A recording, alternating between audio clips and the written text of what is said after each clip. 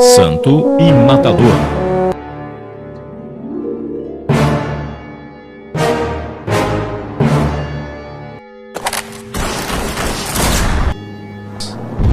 Vou narrar um dos livros do escritor Istedlav Adienla, que vem se destacando pelo seu estilo de escrever, com uma escrita dinâmica e objetiva, despertando nos leitores e nos ouvintes aquela agradável sensação de ter assistido a um filme de ação e suspense. Santo e Matador. Capítulo 1. Homens Maus. Época de eleições na cidade de Spinoville. O clima é de festa. Os capangas do coronel José Rodrigues correm toda a cidade montados em seus cavalos e atirando para cima. Ninguém tem coragem de enfrentá-los. O povo morre de medo. O coronel manda e desmanda na cidade. Os delegados que por ali passam são obrigados a obedecer às suas ordens. Caso contrário, morrem. O coronel José Rodrigues aparenta ter 50 anos. Usa barba e bigode, está sempre com um charuto na boca, tem cara de mau e anda com 2 revólveres pendurados em um cinturão. Mais de 100 pessoas foram mortas a mando do coronel. Pessoas que não seguiam suas ordens.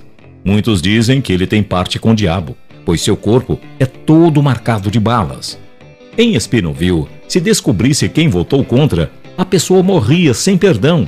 Neste momento, estão sendo apuradas as urnas da eleição para prefeito. E em todas, o coronel está somando todos os votos. O povo votava nele por medo. Seu próprio adversário, o Chico Medroso, deu o voto ao coronel. Esse apelido fez jus às suas próprias ações. Todas as vezes, quando o homem do diabo passa perto, Chico treme como vara verde. Nesse ínterim, o coronel entra em um boteco acompanhado de seus capangas, atirando para o alto e comemorando a vitória. Garçom, põe a bebida para todos! Chico Medroso, que está ali, sai sorrateiramente. O coronel, ao vê-lo, grita: Chico, para onde está indo? Volte aqui! Você também vai comemorar conosco. Afinal de contas, votou em mim. Trêmulo e pálido, Chico Medroso aproxima-se. O homem do diabo bate-lhe nas costas e pergunta: O que aconteceu, homem? Está pálido e suando? É que estou com uma doença, coronel, que treme todo o corpo e me deixa assim. Tem que ir ao médico, o senhor me permite?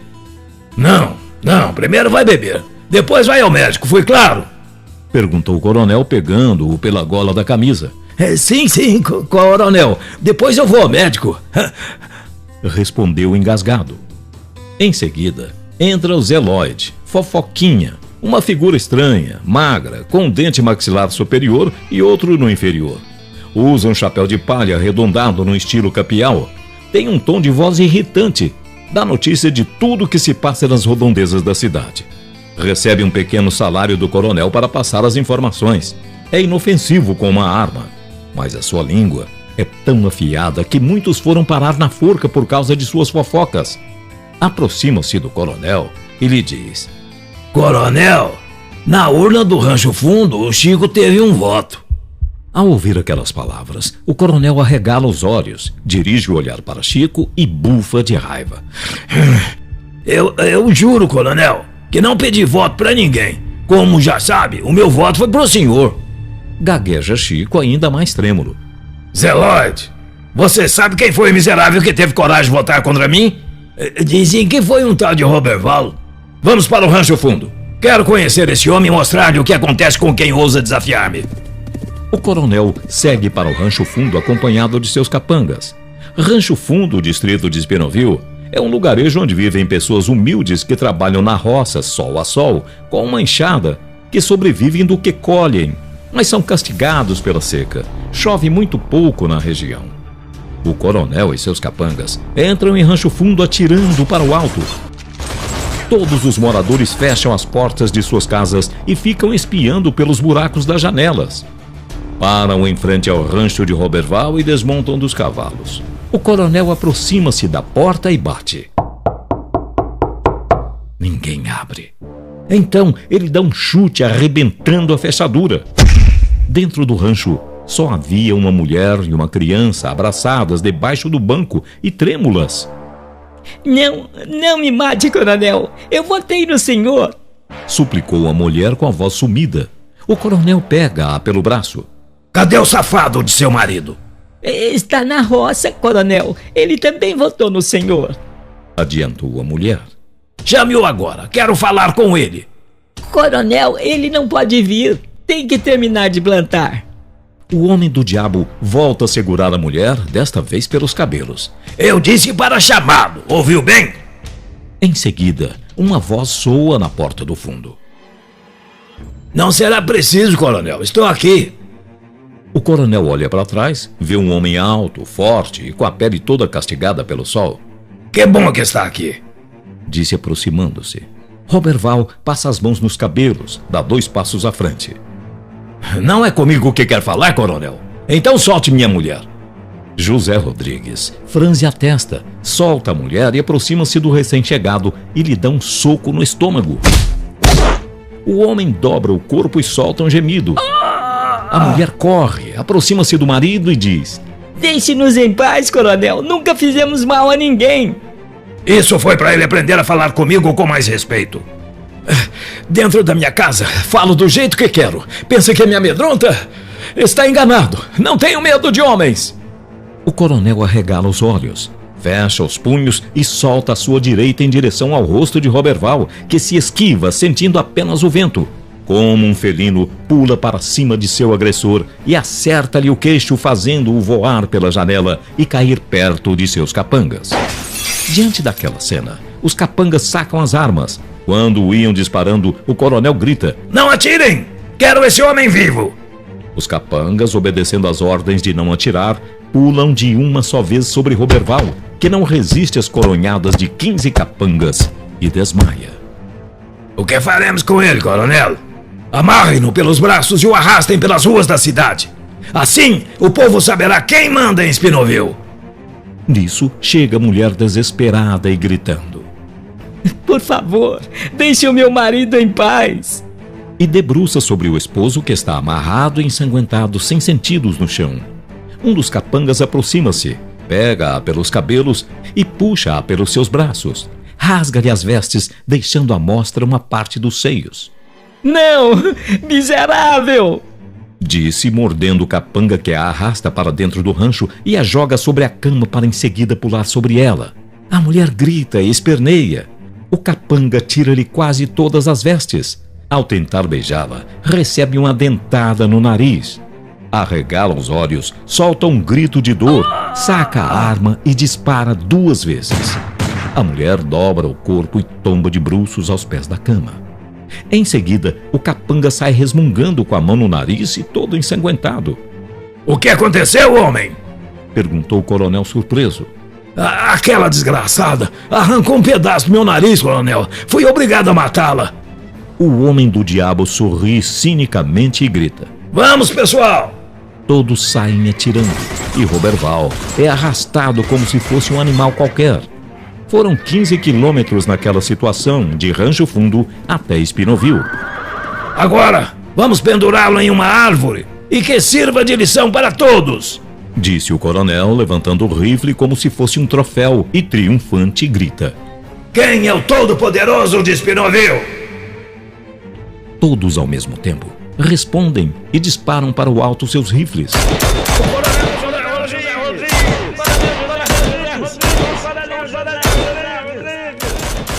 Enquanto isso, Marcelo, o filho de Roberval, chega da roça. Tem 15 anos, é um jovem, moreno claro e de estatura mediana. Entra no rancho, grita pelo pai e pela mãe. Ninguém responde. Ao chegar à sala, assusta-se ao ver a irmã debaixo do banco e chorando. Pega-a nos braços e pergunta: O que houve? Cadê papai e mamãe? Como a irmã só tem 4 anos de idade e está muito chocada com a cena, não responde. Agarra-se ao irmão e chora dizendo: Estou com medo, eu quero mamãe. Marcelo, ao ver sangue no chão, põe a irmã sobre o banco e corre para o quarto apavorado e gritando: Mamãe, papai, onde estão vocês? Ele solta um grito de horror ao ver a mãe caída no canto, toda ensanguentada e com as vestes rasgadas. Mamãe, mamãe, mamãe! Disse Marcelo, tentando reanimá-la. Quando percebe que a bala só pegou de raspão na cabeça da mãe, suspira aliviado. Mãe, acorde! Pouco depois, a mãe recobra os sentidos. Ao notar a presença do filho, abraça-o emocionada. Meu filho, que bom que está aqui. Cadê Caroline? Ela está bem. Antes que Marcelo terminasse a frase, Caroline corre e a abraça. Mamãe, eles foram embora. Quem fez isso, mãe? Perguntou com uma revolta no peito. Foi o Coronel Rodrigues e seus capangas. Eles levaram seu pai. A esta hora devem tê-lo matado. Por quê?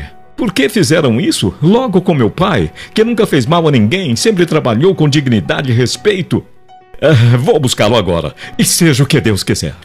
A mãe surpreende-se com a atitude do filho e reage. Filho, ficou maluco? Você sozinho não poderá fazer nada. Eles vão matá-lo como fizeram com todos. Você sabe que o coronel não perdoa. Mata a sangue frio. Não tenho medo de morrer, mãe. Acredito muito em Deus e sei que Ele vai estar comigo, disse, saindo em busca de um cavalo. Depois do cavalo arreado e pronto para sair, a mãe o segura chorando. Não me deixe só, filho. Estou com um pressentimento de que você não vai voltar. Se eu não voltar, é porque tinha que ser assim. Lembre-se, só se morre uma vez. E isso que aconteceu aqui para mim foi a morte. Morrer 2 vezes não faz diferença. Etelvina, vendo que nada impediria o filho de ir à cidade, pega um crucifixo e entrega-lhe aos prantos. Filho, leva com você este crucifixo. Pode lhe dar sorte. Marcelo recebe-o. Não dá importância. Põe no bolso da camisa e monta em seu cavalo, seguindo rumo à cidade. A mãe, em desespero, ainda consegue movimentar o maxilar e dizer entre soluços: Que Deus o acompanhe, filho. A seguir, capítulo 2, Morte em Spinoville. Capítulo 2, Morte em Spinoville. Tudo é estranho. O vento assovia, a poeira sobe. Na rua, só há 2 cães magricelas que viram as latas de lixo à procura de algo para comer. A poeira é tão intensa que dificulta a visibilidade da paisagem sinistra. O sino toca baladas fúnebres. Entre a poeira que sobe com a ventania, aparece a figura de um homem montado em seu cavalo. A poeira se espalha, tornando tudo mais calmo e nítido. Marcelo puxa a rédea de seu cavalo e gira a cabeça olhando canto a canto da cidade. O vento passa entre as árvores, fazendo soar uma orquestra fúnebre. Ao fundo, dá para ouvir alguns estampidos como se alguém estivesse comemorando algo. Marcelo aproxima-se de uma árvore, desmonta do cavalo e, de repente, nota algo estranho no chão. Agacha e toca o solo com os dedos e leva ao nariz. Logo, percebe que é sangue. Antes que ficasse de pé, mais 3 gotas caem-lhe sobre a cabeça. Leva a mão direita e toca de leve nos cabelos. Ao olhar para cima, arregala os olhos. Ele não queria acreditar no que via. O seu pai está ali, pendurado pelo pescoço e todo ensanguentado. Nada mais poderia ser feito. Roberval está morto. Marcelo solta um grito de desabafo e em seguida sobe na árvore e desce com o corpo do pai. Derramando lágrimas e cheio de dor, debruça sobre o corpo daquele que fora sua inspiração, o amigo, o companheiro de todas as horas, o seu herói. Por que fizeram isso com o Senhor? Um homem que sempre soube amar e respeitar, morto com tamanha crueldade, e nem teve o direito de se defender. O garoto se levanta com os punhos cerrados e volta para cima. Solta um grito de guerra, de desabafo. Faz um clamor de despedida. Adeus, pai, adeus. Eu sempre o amarei e a sua lembrança carregarei comigo, onde quer que eu esteja. E juro-lhe que todos aqueles que separaram os nossos laços serão castigados. Enquanto isso, o coronel e os seus capangas bebem em um boteco ali perto. Chega o Zé de Fofoquinha gritando: Coronel! Coronel! Ah, o que foi desta vez? Um rapazinho tirou o homem da árvore. Está falando sério? Vamos lá! Esse garoto se arrependerá 1000 vezes de ter nascido. Ninguém desobedece às ordens e fica impune. Marcelo está com o pai nos braços e chorando. Nenhum morador da cidade teve coragem de se aproximar para ajudá-lo. O coronel aproxima-se com seus capangas e faz um círculo com os cavalos, deixando o menino ao centro. Um dos capangas repara nele e fala: Deve ser o filho do coronel. Melhor assim. Respondeu o coronel e, aproximando-se do menino de cima do cavalo, dá-lhe um chute na cabeça. O garoto cai, batendo com a boca no chão e jorrando sangue. Apoia-se sobre os braços, sacode a cabeça e levanta-se com pouca resistência. Leva a mão direita à boca, limpando o sangue que descia pelo seu corpo, e diz entre os dentes: Seu assassino! Miserável! O coronel tenta acertar-lhe outro chute. Desta vez, o garoto foi mais rápido. Pega a perna do homem do diabo e empurra-o, fazendo o corpo subir e chocar-se contra o solo, do outro lado do cavalo. O coronel saca a arma e dispara 2 vezes contra o menino. Uma bala acerta-lhe o peito, a outra o braço esquerdo, fazendo o garoto soltar um gemido e tombar-se em seguida sobre o corpo do pai. Um dos capangas desce do cavalo, examina-o e diz: Está morto, coronel. Melhor assim. Não dá mais trabalho. E os corpos, o que faremos com eles? O do menino vocês jogam no rio para os peixes. Quanto ao corpo do pai, amarrem-no na sela do cavalo do garoto que ele o levará de volta. Lá, o pessoal saberá o que fazer. E assim fizeram os capangas. Jogaram o corpo do garoto no rio e amarraram o corpo do pai na sela do cavalo, mandando-o de volta ao povoado de Rancho Fundo. O cavalo seguiu direto, indo parar em frente à casa do seu dono. Etelvina, ao ver o seu marido morto, solta um grito e, em desespero, tira o corpo do cavalo e chora sobre ele, dizendo: Meu Deus, por que fizeram isso? E o meu filho, o que lhe aconteceu? Algumas pessoas aproximaram-se para ajudá-la, mas ninguém pergunta sobre o acontecido. Apenas consolam-na com gesto de gratidão. Enquanto isso, o corpo de Marcelo boia sobre as águas do rio. Um pouco abaixo, um homem de idade pesca tranquilamente à sombra das árvores. Vendo um corpo emergir, pega uma vara e o arrasta para fora. Põe o garoto de barriga para cima e aperta. Percebendo que o coração ainda bate, faz respiração boca a boca e o menino paulatinamente vai se recuperando. O velho mete a mão no bolso da camisa de Marcelo, tira um crucifixo todo amassado e exclama: Salvo pelo crucifixo! Em seguida, pega-o nos braços e o leva para o rancho. Deita-o sobre uma esteira que está no meio da sala e depois acende o fogo ao lado do garoto para aquecê-lo. Pega uma faca, esquenta-lhe a ponta e tira a bala que estava alojada no braço esquerdo. O menino solta um grito de dor e desmaia. O velho Jacinto prepara um chá de ervas e põe na boca do garoto, que começa a delirar e a chamar pelo pai. 3 dias depois, Marcelo volta a si, nota o velho ao lado e pergunta: Onde estou? Na casa de um amigo, filho. Quem é você? Só me lembro quando o coronel atirou, depois tudo escureceu e não vi mais nada. Ui, que dor de cabeça! Disse, tocando a mão na testa. Não se mova, filho. Você ainda não está em condições de se movimentar, afirmou o velho, pegando um pano úmido e colocando sobre a testa do garoto. 15 dias se passaram e Marcelo estava praticamente recuperado, graças ao velho que o estava tratando melhor que qualquer médico. O garoto conta ao seu salvador como tudo acontecera e depois pergunta: Você mora só? Sim, sou eu e Deus. Se não fosse você, eu seria alimento dos peixes. Quem o salvou não fui eu, e sim o crucifixo que você levava no bolso. A bala ia direto para o seu coração. Por sorte ou ironia do destino, pegou no crucifixo e saiu de lado. A pessoa que atirou sabia o que estava fazendo. Marcelo lembra-se do pai e põe-se a chorar. Por que chora? O meu pai. O coronel o matou a sangue frio.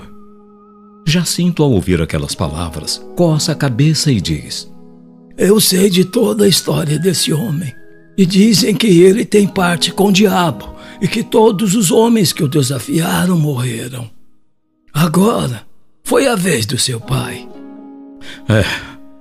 Agora foi a vez do meu pai, completou Marcelo.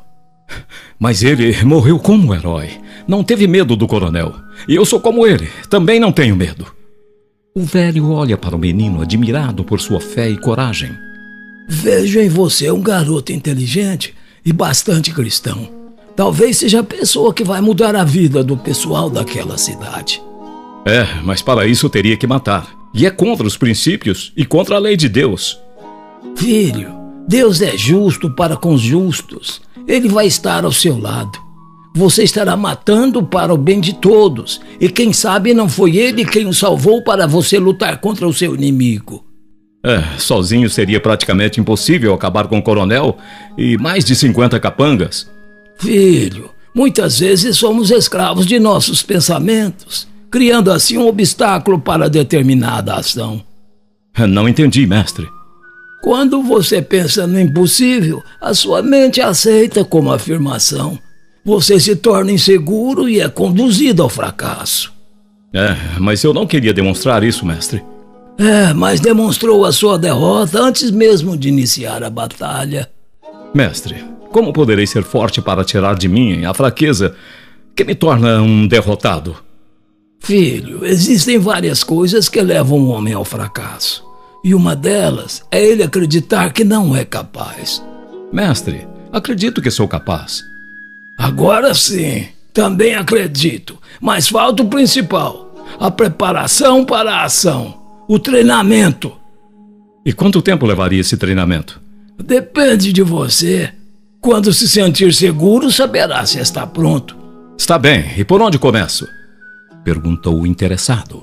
Primeiro tem de se concentrar. A sua mente é o seu domínio, disse o velho, sacando um revólver calibre 38 e em seguida apontando-o para uma fruta a 10 metros à sua frente. Dispara 3 vezes. Marcelo fica impressionado com a rapidez com que o velho sacou e disparou a arma. Pegou a fruta e conferiu. Há 3 buracos. O velho não perdeu um tiro sequer. Jacinto olha para o menino e sorri. Marcelo coça a cabeça e o abraça. Depois solta um sorriso com admiração. Daquele dia em diante, Marcelo começa a praticar tiro ao alvo com o velhinho, um pistoleiro aposentado, ex-caçador de recompensa, um homem que conhece a lei do mais forte. Nessa lei, sobrevivem os mais rápidos e inteligentes, e graças a essas qualidades é que hoje podemos chamá-lo de mestre. Morando isolado dos homens em um rancho à beira de um rio e vivendo apenas da pesca, o velho Jacinto viu em Marcelo a sua imagem, recordando toda a sua infância. Ficara órfão de pai e mãe aos 15 anos. Marcelo é a pessoa que o ex-pistoleiro esperava muito tempo para passar os seus conhecimentos. E como um bom mestre, dividia o tempo, ficando 5 horas para treinamento com a arma. O resto do tempo, o garoto se divertia da melhor forma possível, montando a cavalo, nadando, pescando, etc. A facilidade com que Marcelo aprendia surpreendia o velho. Um truque que só ele sabia fazer, o garoto fazia quase com perfeição: jogar a arma para cima e apará-la disparando. A seguir, capítulo 3, A Procura da Morte. Capítulo 3, A Procura da Morte. Numa manhã de sábado, quando Marcelo saiu bem cedo para pescar, chegaram 2 homens montados a cavalo. Um tinha cara feia, os olhos negros e um dente de ouro na boca que brilhava quando ele sorria. O outro, mais claro, tinha a pele curtida pelo sol e uma cicatriz no rosto que infundia terror e medo. Diante do rancho está o velho Jacinto costurando uma rede de pesca. Bom dia, vovô! Cumprimentou o homem da cicatriz. Bom dia, o que desejam? Respondeu o velho, dirigindo o olhar para o homem de cara assustadora. Estamos a caminho de Espinoville. À procura de emprego? Interrompeu o velho. Sim, disseram-nos que esta cidade tem um coronel que paga um bom salário para aqueles que manejam bem uma arma. O senhor sabe a respeito? Querem um conselho de amigo? Eu, no lugar de vocês, desistiria dessa ideia de ir trabalhar para o coronel. Por que, vovô? Vocês poderão morrer antes de receber o primeiro salário. Não entendi, vovô. Poderia ser mais claro? Algo me diz que os dias do coronel e dos seus capangas estão contados. Essa foi boa, disse o cara feia, sorrindo, e continuou. O vovô, além de pescador, também é vidente? Retrucou, olhando cinicamente para o companheiro. Prosseguiu. Vovô, já que pode ver o futuro, responda-me qual de nós três vai morrer primeiro? Perguntou com um sorriso irônico nos lábios, levando um cigarro na boca e acendendo-o. O velho sorriu e fechou os olhos como se estivesse concentrando na pergunta e respondeu-lhe confiante. Bem, estou vendo a morte com a sua foice e ela está indo em direção à sua cabeça. Falou, abrindo os olhos e apontando com o dedo para o homem da cicatriz. Este, que permanecia calado, arregalou os olhos e fez um gesto para o outro, que sacou o rifle que estava preso à cela e apontou para o velho. E agora, vovô, a morte mudou de endereço? Perguntou o homem da cicatriz, cuspindo o fumo que mascava. Não, eu ainda vejo sobre você. O homem da cicatriz, com expressão de terror, não compreendia o porquê da tranquilidade e confiança com que o velho lhe dirigia as palavras. Todos tremiam ao encará-lo. E o velho, mesmo com uma arma apontada para sua cabeça, ainda tinha coragem de insultá-lo. Nunca atirei num homem desarmado, mas você está nos obrigando a fazer tal coisa. Mas pode se salvar. Basta mudar as previsões e pedir desculpas. Não tenho como mudar a verdade, respondeu o velho sarcasticamente. Essa resposta foi como uma punhalada para os dois bandidos. O homem de cara feia morde o cigarro e grita: Vamos acabar com esse miserável! Quando o cara feia ia puxando o gatilho, soaram 2 estampidos. O rifle salta-lhe das mãos, batendo o cano no pescoço do cavalo, produzindo um som seco ao chocar-se contra o solo.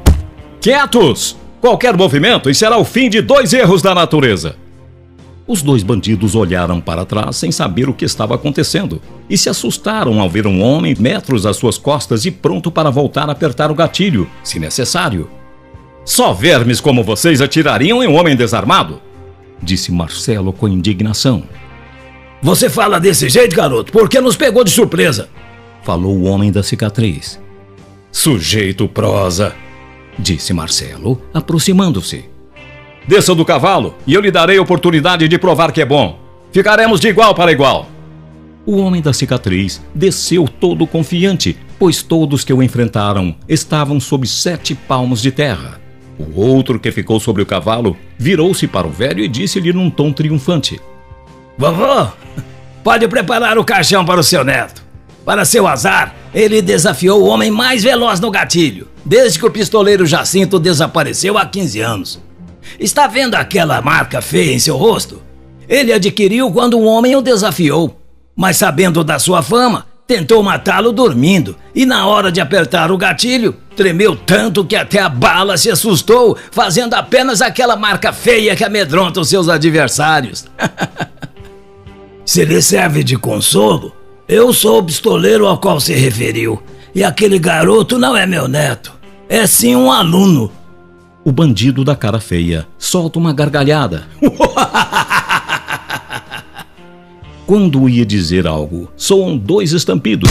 O homem da cicatriz arregalou os olhos e deixou a arma deslizar pelos dedos. Seu corpo girou e tombou desfalecido sobre a poeira do solo, aparecendo 2 manchas vermelhas do lado esquerdo da camisa. Quer saber a segunda previsão? Perguntou o velho ao cara feia. O bandido não respondeu. Engoliu as palavras, tentou sacar a arma, mas foi inútil. 2 balaços atravessaram-lhe sua cabeça, fazendo seu corpo dobrar sobre o pescoço do seu animal, e em seguida caiu sobre pó vermelho do solo. Marcelo fechou os olhos e rezou para as almas dos mortos. O velho aproximou-se e o abraçou todo orgulhoso, dizendo: Parabéns! Nem no meu auge eu me sairia tão bem. Às vezes chego a pensar que você é um louco, sabe? Como pode insultar bandidos estando desarmado? Eu sabia que você chegaria. E essa seria a grande oportunidade de provar a si mesmo se está preparado para cumprir a missão que tem pela frente. E se eu não chegasse a tempo? Já imaginou? Poderia estar morto agora. Você nunca faltou com seu dever. Por que faltaria agora? O bom instrutor conhece o seu aluno. E o bom aluno nunca falta a uma prova. E também o vi, senão seria impossível fazer as previsões. Marcelo sorriu e abraçou seu mestre. 3 anos se passaram. Marcelo completou 18 anos. Cresceu, tornou-se um rapaz forte e inteligente. Hoje, maneja um revólver como um profissional. E graças ao velho Jacinto, Marcelo está pronto e preparado para enfrentar o coronel e seus capangas. Aproximou-se do velho e disse-lhe: "Meu velho, chegou a hora da minha partida." Jacinto entrou no quarto, meteu a mão em uma sacola, tirou uma bala preparada por ele mesmo e entregou-a a Marcelo, dizendo-lhe: Leve-a com você. Só a utilize no momento certo. Eu a fiz com o crucifixo que lhe salvou a vida. Só ela poderá matar o coronel. Marcelo guardou-a com carinho e apertou o velho contra o peito com amor e gratidão. Depois foi ao celeiro, arreou o cavalo que ganhou de presente do homem que o tratou como um filho, voltou a abraçá-lo e disse-lhe: "Reze por mim, meu velho." Daqueles olhos cansados e desbotados pelo tempo brotaram lágrimas, coisa que não conhecia desde que ficou órfão de pai e mãe. Ele tentava segurar o máximo para não transparecer a sua fraqueza. Uma coisa veio de dentro, mexendo com toda a sua alma, fazendo tremer toda a matéria, e ele desabafou em soluços. O seu maxilar movia-se como se quisesse dizer algo, chamá-lo de meu filho, amigo, irmão, ou tudo que nunca teve. E quando achou, foi por pouco tempo. O suficiente para sentir o amor e a responsabilidade de um pai. Ele sabia que esse filho era diferente.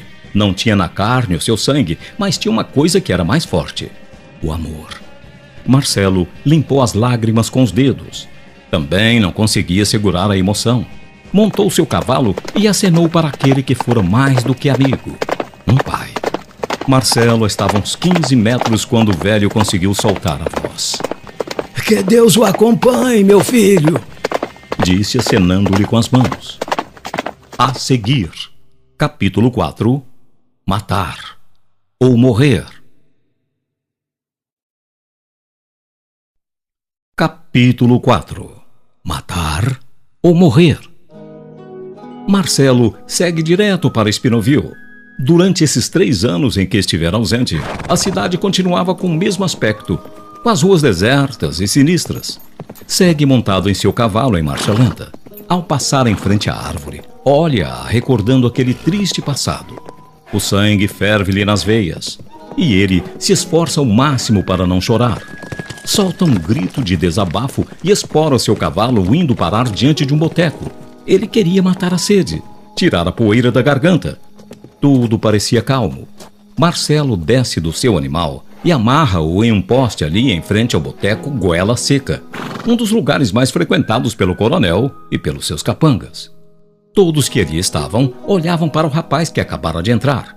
Ninguém o reconhece.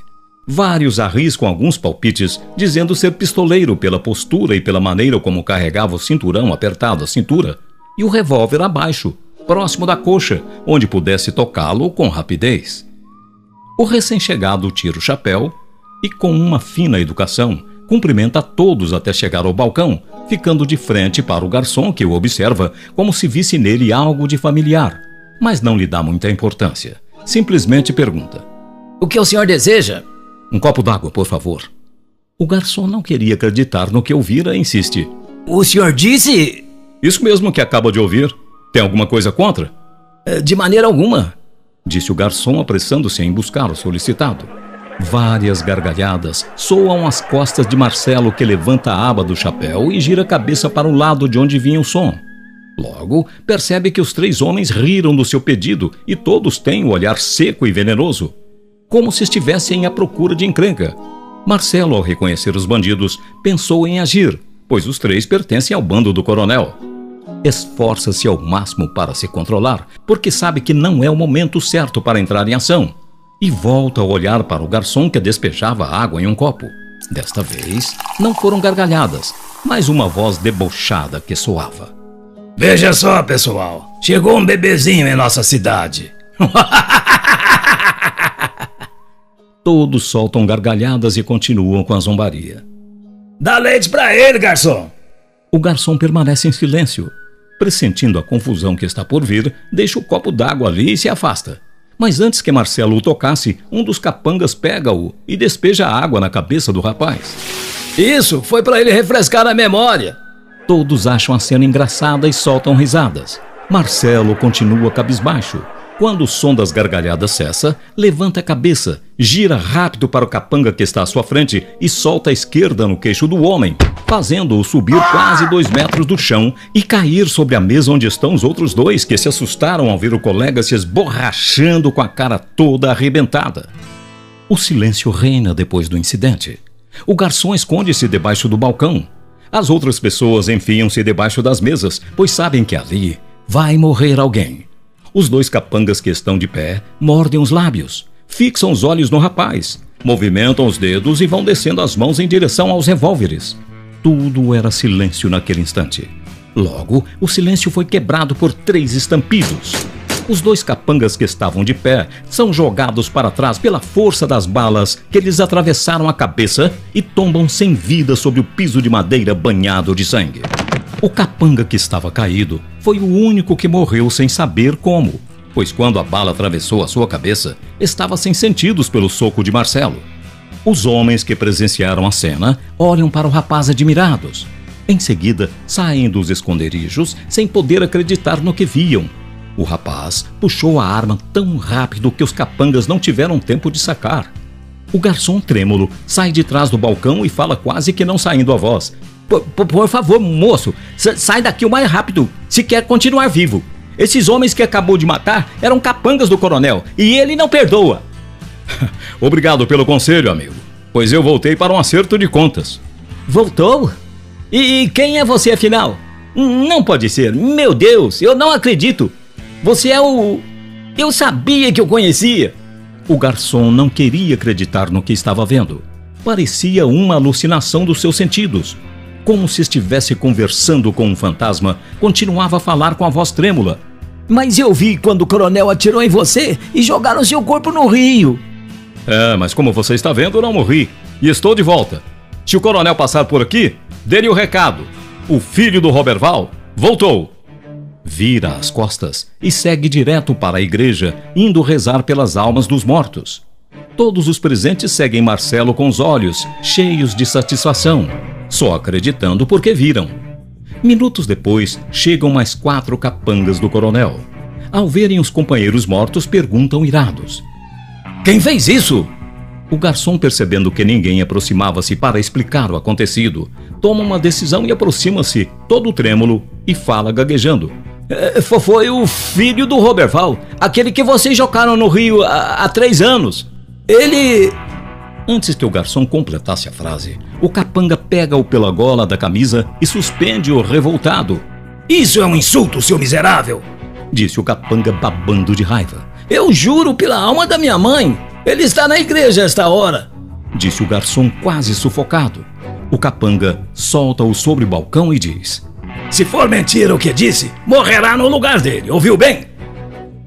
Marcelo está confessando: Padre, acabei de matar 3 homens e estou pedindo a Deus que me perdoe.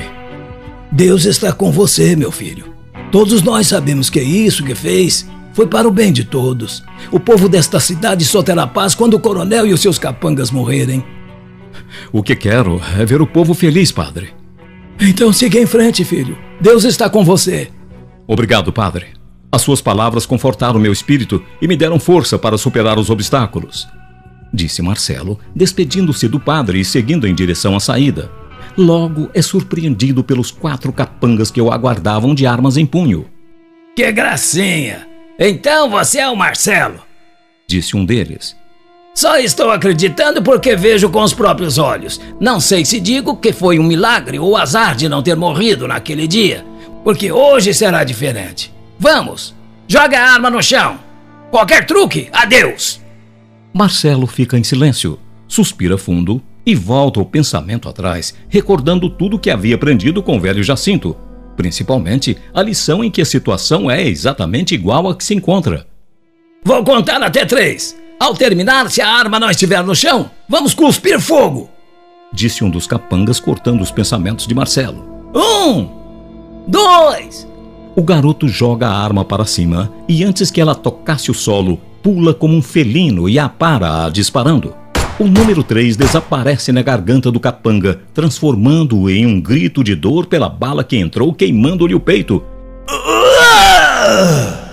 fazendo dobrar o corpo para frente e em seguida tombar sobre o pó vermelho da rua.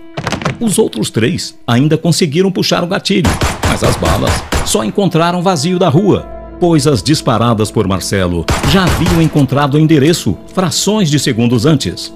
4 manchas vermelhas brotaram no peito dos capangas. O padre, que presenciara tudo de uma pequena janela da igreja, aparece na porta e observa os mortos com satisfação.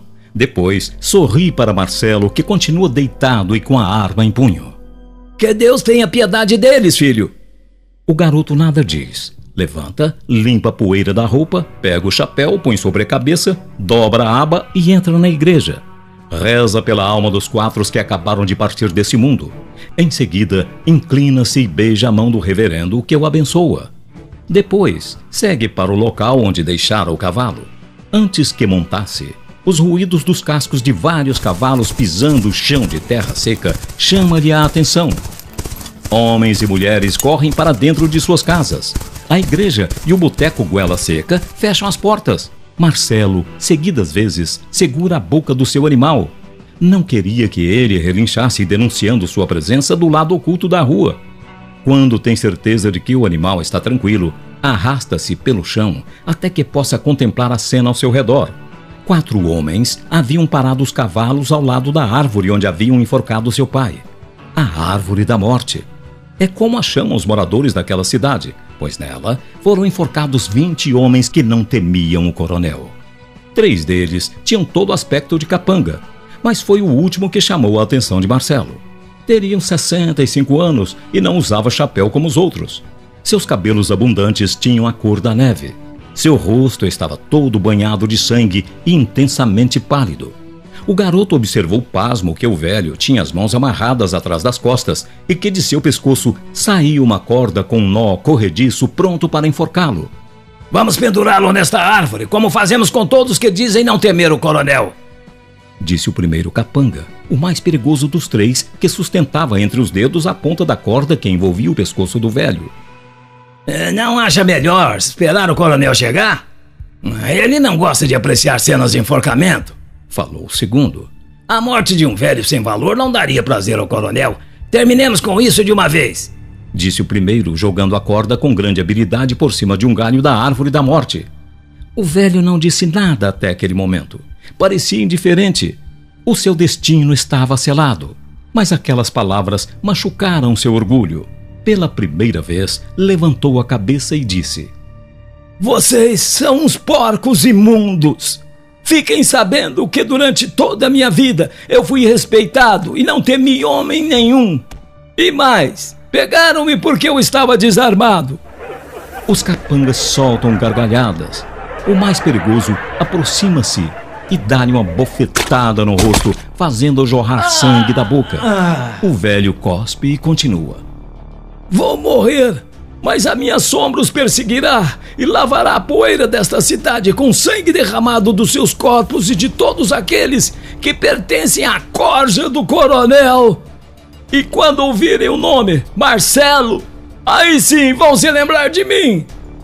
Faça esse velho calar, não aguento mais ouvir a sua voz, rosnou o primeiro enquanto continuava a preparar a corda. Pronto. Pode chicotear o cavalo desse velho tagarela para que ele fique pendurado pela corda, esperneando no ar. Mas antes que o primeiro capanga fizesse qualquer movimento, uma voz grossa deteve-lhe os braços. Quietos! Há um revólver apontado para a cabeça de cada um. Os 3 capangas, ao mesmo tempo, viram-se para o local de onde saíra a voz. Marcelo aproxima-se, ficando distante 8 metros e pronto para disparar a qualquer movimento em falso. Quem é você? Perguntou o primeiro, mordendo a língua de raiva, olhando fixamente o revólver que era apontado para sua cabeça. Marcelo, a sombra desse velho que está em suas mãos. Essa resposta fez os capangas refletirem, recordando as palavras do velho. Naturalmente, você deve ser filho ou neto deste velho, pois só um suicida se atreveria a apontar uma arma para a nossa cabeça. Sem temer, soltam gargalhadas. A resposta de Marcelo foi rápida. Apertou o gatilho 2 vezes. A primeira bala cortou a corda que dava a volta no galho da árvore da morte. A segunda atirou longe o chapéu do primeiro capanga. Os homens ficaram assustados com aquela demonstração de pontaria. O primeiro capanga procurou os outros com um olhar, o sinal para entrar em ação. O velho, todo sorridente, desmontou, livre das cordas. Logo que seus pés tocaram o solo, ouviram-se 3 estampidos. Um capanga caiu próximo aos seus pés com uma mancha vermelha na testa. Ele sorriu satisfeito. Ainda deu para ele ver a cena na qual os outros 2 deixaram as armas que tinham nas mãos cair, batendo no pescoço dos cavalos e seguir para o chão, fazendo 2 barulhos secos. Um capanga dobrou-se sobre a sela, mas o seu corpo tombou pesadamente com uma mancha vermelha do lado esquerdo da camisa. O outro arregalou os olhos e virou o corpo para trás, tombando feio sobre o solo com um buraco entre os olhos. O velho acariciou o pescoço, suspirando aliviado. Obrigado, meu filho. Marcelo sopra o cano da arma que ainda fumega e solta o sorriso que estava preso nos lábios. Em seguida, aproxima-se e abraça aquele a que tanto admira. Como foi parar nas mãos desses ex-assassinos? Perguntou surpreso. Horas depois da sua partida, eles chegaram. Quando percebi que eram capangas do coronel... Não precisa continuar, interrompeu Marcelo. Você os insultou mesmo estando desarmado, e por sorte ainda está vivo, disse Marcelo, abaixando-se e pegando uma arma que pertencia ao capanga. Tome-a, põe no coldre, e vê se não desgruda mais dela. Da próxima vez a sua sombra pode não estar por perto. Disse sorrindo e voltando a abraçá-lo com orgulho. O velho se enche de satisfação e alegria ao ouvir aquelas palavras. O garoto fala como adulto, sabe o que é a maldade na guerra da vida. Jacinto volta a montar em seu cavalo e mais uma vez acaricia o pescoço com as mãos. Obrigado, filho. Agradeceu mais uma vez. Para onde está indo, meu velho? Pro meu rancho. Lá é o meu lugar. Mas pensei que fosse me acompanhar. Nunca vou me afastar de você. Lembre-se, você é a minha sombra. Tudo que está em mim também está em você. O velho se referia aos seus conhecimentos e aos truques que foram passados para Marcelo. Espora o seu cavalo e deixa apenas uma nuvem de poeira para trás. Marcelo coça a cabeça, volta a sorrir e segue para a igreja. As portas estavam abertas. Ele tira o chapéu e entra. Ajoelha-se diante do altar e reza para as almas daqueles que não sabiam o que faziam. Amém. Nas ruas, o padre, o garçom e alguns moradores trabalham com satisfação, carregando aqueles corpos e amontoando-os em frente à igreja. São 10 ao todo. A seguir, capítulo 5, A Refém.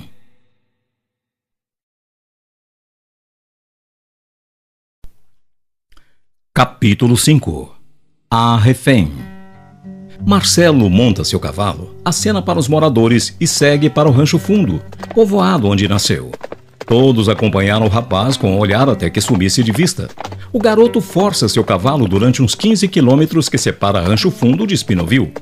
Ele está ansioso para reencontrar a mãe e a irmã.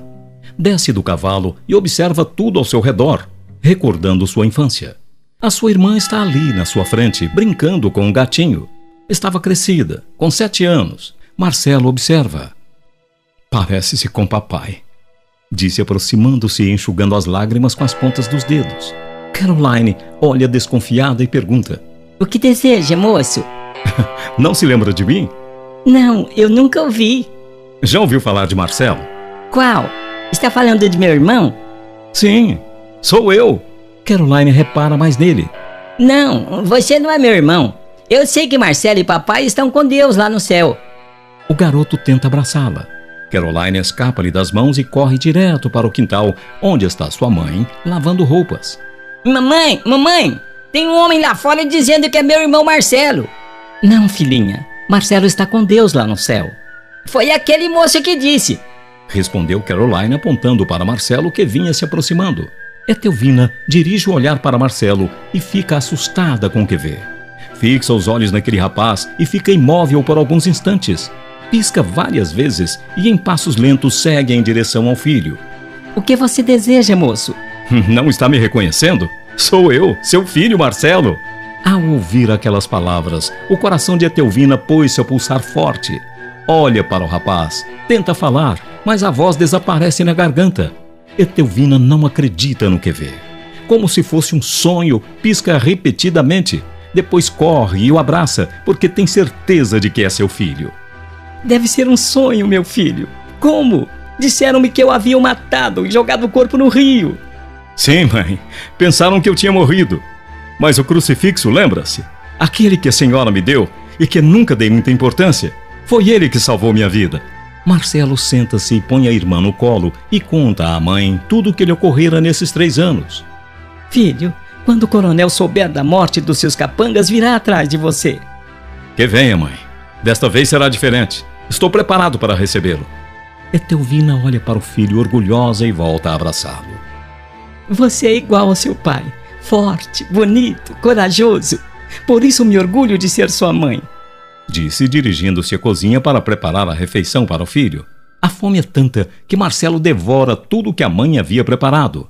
Limpa a boca com o pano que estava sobre a cadeira e diz: Vou ao cemitério. Quero levar flores ao túmulo do meu pai. Caroline, ao ouvir aquelas palavras, aproxima-se do irmão. Posso ir com você, mano? Primeiro peça a mamãe. Respondeu abraçando-a. Pode levá-la, filho. Adiantou. Ela sempre chorava perguntando por você. Com tudo isso, deve estar tão surpresa quanto eu. Marcelo monta seu cavalo. A mãe suspende Caroline nos braços e entrega-a a Marcelo, que a põe sobre o pescoço do animal, firmando-a com o braço direito. Não se preocupe. Dentro de 20 minutos estaremos de volta, disse Marcelo, esporando seu cavalo e seguindo em marcha lenta em direção ao cemitério. Enquanto isso, de um lugar oculto da igreja, o padre e o garçom contemplam toda a cena. O coronel e mais 12 capangas estão no centro da calçada em volta dos defuntos. A uma distância segura, dezenas de curiosos, todos eles se alegram intimamente com a situação. Mas ninguém tem coragem de exteriorizar os sentimentos. Afinal, ainda não havia vencedor naquela luta. O coronel arregala os olhos e cospe sobre o cadáver do primeiro entre os 10 que estão em frente à igreja. Idiotas! Rosnou o coronel, mostrando no rosto toda a raiva que sentia. Tem certeza que foi o garoto do Rancho Fundo? Absoluta, coronel. Respondeu o que estava mais próximo. O homem do diabo mordeu os lábios. Dava para notar que seu pescoço estava vermelho e as veias quase estourando. Tinha algo preso na garganta. Miserável! Bufou o coronel, apressando-se a montar o cavalo.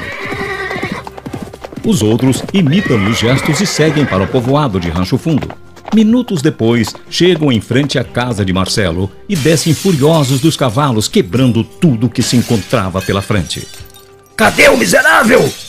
Rosnou o coronel com a arma em punhos e fumegando. Os capangas reviram tudo de pernas para o ar. A mulher estava escondida em um canto do quarto, toda suada e intensamente pálida. O coronel, notando a presença da mulher, pega-a pelos cabelos e encosta-lhe uma faca na garganta e pergunta-lhe: Onde está o safado do seu filho? Etelvina nada responde. O homem do diabo fica furioso com o silêncio da mulher e aperta-lhe a faca na garganta. Diga onde ele está, ou você morre! Pela primeira vez, a mulher encarou o coronel e, mesmo sentindo a ponta da lâmina no pescoço, responde sem receio. Não sei, e mesmo se soubesse, não diria. O coronel volta a apertar a faca, fazendo surgir uma marca vermelha em volta da lâmina. Sabia que a mulher mentia. Então, prefere morrer ou dizer a verdade? Insistiu o coronel. Faça o que achar melhor. Respondeu a mulher sem temer a vida. Vendo que não tem como tirar a verdade da mulher, amarra-a em seu cavalo e ordena aos capangas que ponham fogo na casa. Vamos levá-la! Quando voltar, se for macho, irá à cidade em busca da mãe. Afirmou, colocando a mulher de bruços na garupa do seu animal. Depois, monta e sai atirando para o alto, acompanhado de seus capangas, que lhe imitam os movimentos. Minutos depois, chega Marcelo. Ao ver a casa sendo devorada pelo fogo, solta um grito de guerra. Não! Mamãe, não devia ter deixado a senhora só, disse Marcelo desesperado. Deixa a irmã com o vizinho e sai em alta velocidade montada em seu cavalo rumo à cidade. Em cada entrada da cidade, o coronel deixa 3 capangas e com ordem para atirar. O garoto segue em disparada. Ao ver 3 capangas, ao invés de diminuir a marcha, esporeia mais o animal, aumentando a velocidade. Preparem-se, lá vem ele! gritou um dos capangas já com a arma apontada para o cavaleiro que vinha em disparada em sua direção. Marcelo inclina-se para o lado do cavalo e saca a arma. Os capangas procuram o alvo e cospem fogo ao mesmo tempo. O animal caiu rolando no chão e jogando o garoto longe. Matamos o homem! Disse um dos capangas levantando o rifle e sorrindo satisfeito. Foi mais fácil do que imaginávamos. Disse o outro. Vamos lá, quero dar um tiro de misericórdia. Marcelo está caído sobre a mão direita como se estivesse morto. Os três se aproximam confiantes, sem temer o perigo. Quando estavam a uma distância de 5 metros, o garoto gira o corpo e aperta o gatilho 3 vezes. Todas as balas encontram o endereço certo. Alojam-se no peito dos capangas que caem um ao lado do outro. Em seguida, levanta e examina-os. Vendo que estavam mortos, passa as mãos nos cabelos e segue a pé, sempre com cautela. Na rua, não tinha ninguém. Parecia uma cidade abandonada. Todos os moradores estavam dentro de suas casas e alguns curiosos espiavam pelas frestas das janelas. A cidade tinha cheiro de morte. Ninguém perguntava nada. Simplesmente comentavam entre si. É Deus contra o diabo. Para os moradores da cidade, o rapaz foi enviado por Deus para acabar com o coronel e seus capangas. O coronel é o filho do diabo, o homem mau que mata a sangue frio e ainda ri dos defuntos. A seguir, capítulo 6, Nas garras do coronel. Capítulo 6, Nas garras do coronel. O coronel está no boteco goela seca com mais 2 capangas e a mãe do garoto. A mulher está amordaçada e amarrada em uma cadeira. Enquanto o coronel vira na boca uma garrafa de uísque, os outros 2 fumam tranquilamente. Em seguida, todo suave e agitado, chega o Zé de Fofoquinha com a sua voz irritante e gaguejando. Coronel, o homem está vindo. Ele é perigoso. Eu vi como ele saca a arma. É mais rápido que um relâmpago. Estou com medo que ele mate o senhor, coronel. Cale a boca, seu idiota. Essa sua voz é quem está me matando. Ele mata, coronel. E depois vai à igreja rezar para os defuntos. Se o senhor morrer, eu... Tire esse corvo agorento de perto de mim, antes que eu perca a calma. Gritou o coronel cortando as palavras do Zé Lloyd. Os 2 capangas, atendendo às ordens do coronel, agem rápido, pegam o Fofoquinha e o arrastam para fora. Não, coronel, ele é perigoso. Se o senhor morrer, quem vai me pagar o salário? O senhor não pode... As palavras de Zé Lloyd desapareceram com ele no meio da poeira ao chocar-se contra o solo. O coronel volta a girar a garrafa de uísque na boca e quando ia dizer algo, uma bala atinge a garrafa que explode em sua cara e jorrou líquido e pedaços de vidro para todos os lados. Os capangas sacam as armas, mas antes que apertem o gatilho, seus corpos são jogados para trás pelo impacto de 2 balaços que lhes atravessa a cabeça. Ambos caem ao mesmo tempo desfalecidos. O coronel, diante da cena, pega o seu punhal e encosta-o na garganta da mulher. Os raios de sol que penetram pela porta refletem no rosto do homem que continua parado e com uma arma em punho. Em seguida, o homem lentamente movimenta-se em direção ao coronel. Mais um passo e corta o pescoço desta mulher. Jogue a arma no chão e chute-a. Se tentar algum truque, sua mãe é a primeira a morrer. Marcelo não tem outra alternativa. Era render-se ou ver a mãe morta. Ele sabia que o coronel não estava brincando. E sem dizer uma só palavra, joga a arma no chão e chuta-a. Ela segue deslizando sobre o piso, indo parar perto do coronel. Agora está em minhas mãos. Não sei como sobreviveu aquele dia. Agora será diferente. Vai morrer lentamente. Disse o coronel, aproximando-se e encostando o cano da arma no ouvido de Marcelo. Por que não atira e acaba logo com isso? Não, se atirasse não teria graça. Você fez uma grande festa depois que voltou. A minha não pode ser menor. Nisso, chegam 12 capangas que interrompem o discurso do coronel. Que bela surpresa, coronel. O homem está em suas mãos. E agora, o que pretende fazer? Perguntou um dos capangas satisfeito. Vamos nos divertir. Depois lhe daremos o fim que merece. Disse o coronel, atingindo com violência o estômago de Marcelo, que dobra o corpo e cai sobre o piso de madeira. Os capangas põem-se a chutá-lo como se fosse uma bola. Parem! Berrou o coronel. Não matem agora. Quero que morra com mais sofrimento. Alguém tem alguma ideia? Tenho uma ótima, coronel. Amarrá-lo em uma cruz e colocá-lo no meio da praça para todos verem a sua morte. Ideia brilhante, rapaz. Respondeu o coronel, aprovando a ideia do seu capanga. E a mulher, o que faremos com ela? Perguntou outro capanga. Deixa-a amarrada. Não precisaremos mais dela. Se alguém soltá-la, melhor para ela. Se não, morre aí mesmo. Marcelo é espancado, humilhado, arrastado e amarrado quase morto em uma cruz. Depois, levado para o meio da praça. O coronel e seus capangas comemoram a façanha atirando para o alto. Nenhum morador da cidade teve a ousadia de se aproximar.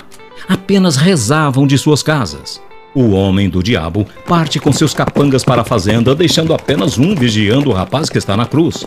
Ensanguentado, sem sentidos e com a cabeça virada para baixo como se estivesse morto. O corpo do rapaz brilha aos raios do sol escaldante. As pessoas que passam pela rua olham para Marcelo, abaixam a vista e não comentam nada sobre o assunto. O medo os emudece. O padre, que assistira tudo da igreja, resolve aproximar-se. Afaste-se daqui, padre, ou terá o mesmo fim do rapaz. Por que não tira da cruz? Está morto. Só quando o coronel autorizar, padre. Pois fique sabendo que ele vai apodrecer aí. O coronel não vai autorizar tão cedo. E agora, suma daqui, antes que eu perca a paciência. O padre reza e se afasta. Lembrando-se da mulher, resolve ir até o boteco Goela Seca, onde tudo começara. A mulher estava amordaçada e amarrada em uma cadeira. O padre desamarra. Ela está tão abatida e pálida que desmaia em seus braços. Ele a leva para sua casa e a coloca sobre a cama.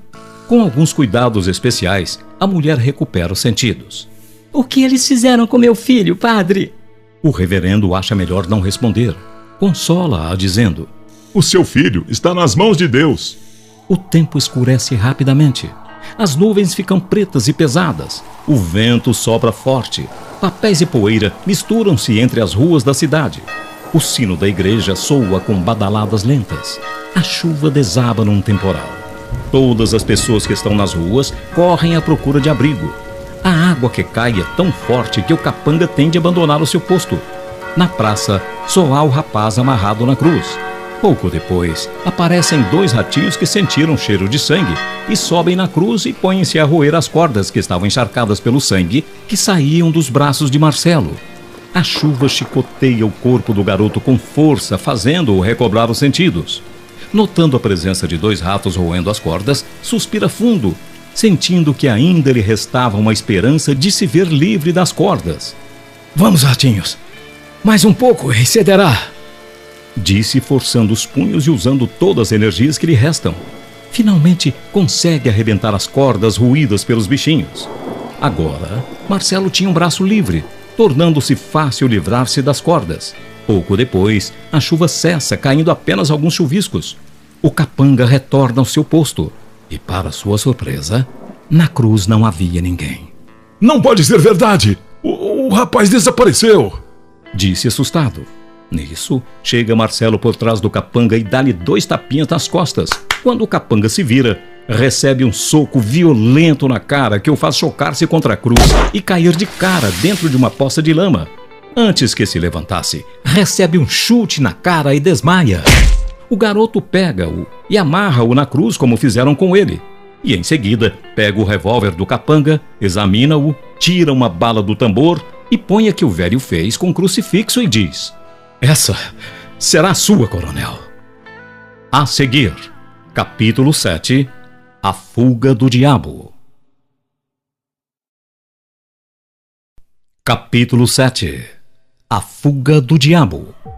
O coronel, que estava quase dormindo, solta um grito, saca a arma e descarrega-a contra a janela, chamando a atenção de todos os capangas que dormiam nos celeiros. 20 capangas apareceram no quarto do coronel de armas em punho. O homem do diabo estava pálido e sentado na cama com a arma fumegante, e ainda se via escorrendo por todo o seu corpo um líquido que molhava todas as suas vestes. O que houve, coronel? Perguntou um dos capangas preocupado com a cena. Ele estava na janela. Quem, coronel? O meu diabinho. Ele fugiu da garrafa e agora não me deixa dormir. Fica o tempo todo me olhando da janela e sussurrando assim: A hora está chegando e sua alma me pertence. Quando ouvi essa frase, não consegui me controlar e disparei a arma contra ele. Cruz credo, coronel. E o que pretende fazer? Perguntou um outro capanga, coçando a cabeça sem nada entender. Temos de capturar essa criatura ainda hoje. Vamos, acorda o restante do pessoal. Disse o coronel, vestindo um casaco e saindo. Um dos capangas recém-contratado aproxima-se do outro capanga e fala baixo no seu ouvido. O homem deve estar maluco. Onde já se viu capturar uma coisa da sua imaginação? O outro coça a cabeça e completa. Não é imaginação. Alguns colegas que hoje estão aqui participaram da primeira captura dessa coisa ruim. Disseram que deu muito trabalho. O coronel fez uma espécie de armadilha com um círculo feito no meio do quintal e dentro dele colocou uma garrafa de pinga, alho e fumo. Quando o diabo passa em sua carruagem, não resiste ao cheiro apetitoso e entra nela. Aí é só esperar o bicho ficar bêbado e prendê-lo. E como vocês sabem que ele está chapado?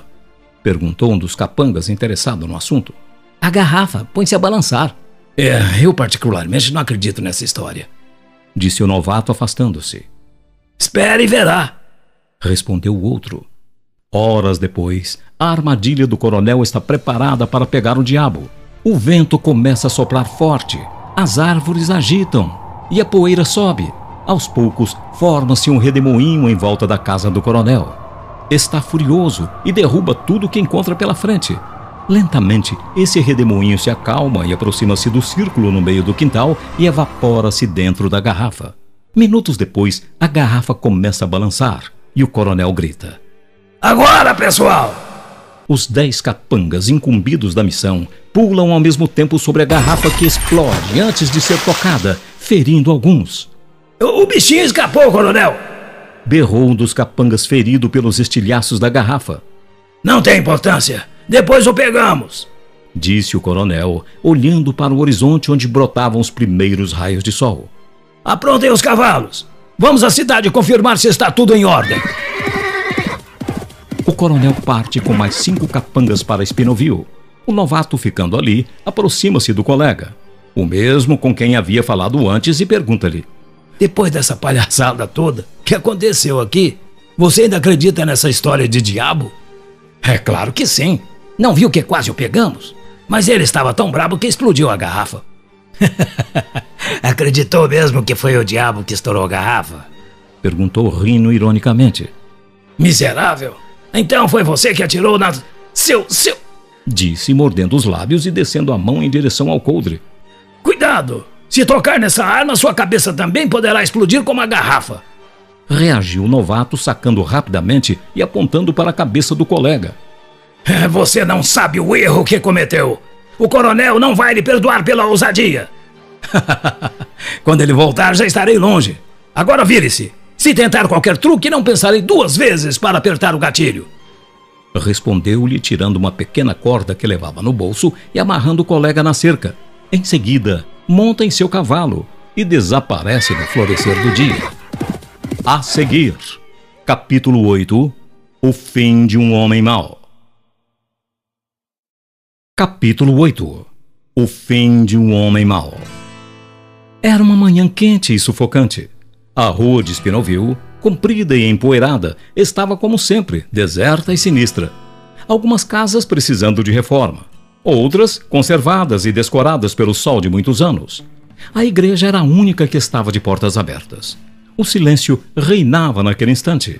De repente, a rua antes silenciosa parecia explodir pelas ferraduras que pisavam chão de terra dura. Veja, coronel, o rapaz está morto, disse um dos capangas apontando para a cruz. Cadê? Cadê o homem que ficou vigiando? Perguntou o coronel, olhando meio desconfiado. Deve estar por aí tomando cachaça. O homem do diabo, ao se aproximar da cruz, levou um susto tão grande que quase caiu do cavalo ao ver que Marcelo não se encontrava na cruz, e sim o capanga. O coronel estourou de raiva, sacou a arma e apertou o gatilho 2 vezes contra o homem amarrado na cruz. Esse foi o seu prêmio pela sua incompetência! Berrou o coronel. Logo em seguida, surge uma voz às suas costas. Você me decepcionou, coronel. Só mata pessoas indefesas. O homem do diabo olhou para trás assustado. Lá estava Marcelo, pronto para entrar em ação. O coronel faz um gesto com o olhar para seus capangas. Era o sinal que eles estavam esperando para agir. Você vai morrer gritou o capanga que estava na frente. De repente, o grito ficou sufocado na garganta, reduzindo-se a um leve murmúrio, empurrado por uma bala que lhe atravessou o pescoço. O corpo dele dobrou-se para a frente e tombou sobre o pescoço do animal. O coronel arregalou os olhos e, mesmo um pouco afastado, ainda viu a cena onde os outros 4 foram jogados para trás das celas e atingidos por várias balas. Agora, ele estava só e impressionado com aquela demonstração de pontaria. O rapaz não perdeu um tiro. A rapidez com que sacou e disparou não deu tempo dos inimigos piscarem. Parabéns, garoto. Confesso que fico mais surpreso a cada dia que passa, disse o coronel batendo palmas. Estou lhe fazendo uma proposta. Que seja meu braço direito. Se aceitar, prometo-lhe que eu farei um dos homens mais poderosos. Nas próximas eleições será o prefeito de Spinnoville e poderá ter tudo o que quiser. Pode devolver a vida do meu pai, coronel? Como prefeito dessa cidade, tenho as minhas leis, e aqueles que não as cumprirem são castigados. O seu pai foi um dos que desrespeitaram essas leis. Leis, coronel, que só os covardes cumprem. E mais, só os assassinos e ladrões se aliam a você. E como é covarde e se sente derrotado, me faz uma proposta indecente. O homem do diabo solta uma gargalhada. Estou lhe dando uma oportunidade e você me agradece com insultos. Pois fiquem sabendo que você só teve sorte até agora. Ainda hoje o povo desta cidade verá seu corpo sendo arrastado pelas ruas. Está enganado, coronel. Hoje será o seu corpo a ser arrastado. Só porque conseguiu matar alguns dos meus homens acha que pode fazer o mesmo comigo? Está enganado. O diabo está comigo e bala nenhuma consegue entrar no meu corpo. Se o diabo está com você, Deus está comigo. Veremos quem é mais forte, Deus ou o diabo. Então atire e veja você mesmo que o diabo é o mais forte, disse, tirando o charuto do bolso. Quando o leva à boca, Marcelo aperta o gatilho. O charuto voa longe. Você já provou ser muito bom com uma arma, mas não é o suficiente para salvar-lhe a vida. Marcelo fica em silêncio. Ainda restam 2 balas em seu revólver. Uma normal e a outra feita com crucifixo. Ele voltou a apertar o gatilho. Queria certificar-se de que o corpo do coronel era fechado. Para sua surpresa, o coronel achou graça. Tirou a camisa e mostrou ao rapaz dizendo: Veja, a sua bala só furou a camisa. Isso prova que o diabo é imbatível. Ainda me resta uma bala, coronel. Essa daí foi só para testar a sua força com o diabo. A que me resta, nem o diabo consegue se livrar dela. Você fala demais, garoto. Agora é a minha vez de testar o seu protetor. O coronel ainda teve tempo de sacar a arma. De repente, a arma que tinha na mão bateu no cabeçote da cela e foi parar no chão. Em seguida, o coronel dobra-se na cela como se quisesse pegar a arma que lhe escapara dos dedos, mas o seu corpo não tinha mais forças. Leva a mão no peito onde a bala havia penetrado. Arregala os olhos para o rapaz e ainda consegue fazer uma pergunta. Como? Como conseguiu? Essas são as últimas palavras. Choca-se pesadamente contra o chão de terra vermelha. As pessoas que presenciam a cena das frestas de suas portas saem para a rua admiradas e comemorando a morte do coronel. Pouco depois, a praça estava cheia de gente. Todos gritavam: Estamos livres do coronel! A seguir, capítulo 9: O diabo leva o corpo. O vento começa a soprar forte. Em volta do corpo do coronel, forma-se um redemoinho que se transforma em uma sombra negra. Algumas pessoas que estavam ali fazem o sinal da cruz. Outras saem correndo assustadas. Pouco depois, o corpo do coronel desaparece, ficando somente as suas vestes no local. O diabo levou o corpo do coronel! Gritam alguns. Credo! Cruz credo! Dizem outros. Marcelo observa tudo em silêncio. Em seguida, levanta as mãos e agradece a Deus. Nisso, chegam o padre, o garçom e a Teuvina. Eles vão ao encontro de Marcelo e o abraçam. A cidade está em clima de festa. Todos comemoram a morte do coronel. A multidão pega Marcelo e o levanta para o alto em sinal de gratidão. O homem que livrou a cidade de um pesadelo. Pouco depois, chega o Chico Medroso com uma espingarda. Vamos, pessoal, acabar com o resto dos capangas. Parece que o Chico ficou corajoso. Isso mesmo! Vamos acabar com os capangas! Gritam todos. Até as mulheres resolvem ajudar os homens. Umas levam vassouras, outras pau. Os velhos preparam suas garruchas enferrujadas. Outros, facas e facões, e vão todos juntos atrás dos capangas. Parece que a população está mesmo disposta a acabar com tudo que pertence ao coronel. São 200 pessoas entre homens e mulheres. Zé de Fofoquinha é o primeiro a ser morto pelas mulheres. Os capangas não têm tempo de reagir. São vassouradas, pauladas para todos os lados. Não sobra um capanga para contar o caso, exceto o novato que havia fugido horas antes do acontecido. O povo lincha todos e depois põe fogo na fazenda. Tudo que pertencia ao coronel é destruído pela população. Agora, tudo está diferente. O povo é livre. Acabou o coronelismo. A alegria é geral. O povo segue Marcelo até Rancho Fundo e todos juntos constroem uma nova casa para a família. A cidade está livre. O povo pode escolher o seu prefeito e todos gritam o nome de Marcelo.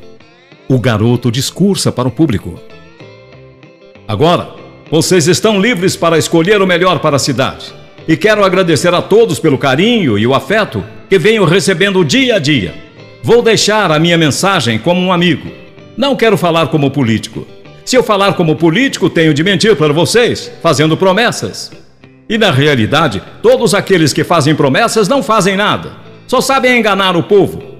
A minha filosofia de trabalho é diferente. Quero trabalhar com fé, com o povo e sem promessas. Todos nós sabemos que tudo se realiza com amor, fé e união. Se não existirem essas três coisas, não haverá progresso. Tudo andará para trás e haverá um conflito entre as pessoas. Enquanto uns fazem, outros destroem. Por isso prego a fé, união e amor dentro dos nossos corações. Como exemplo, temos a casa que construímos em Rancho Fundo, com o amor e a união de todos. Por isso, vamos nos unir e trabalhar juntos. Assim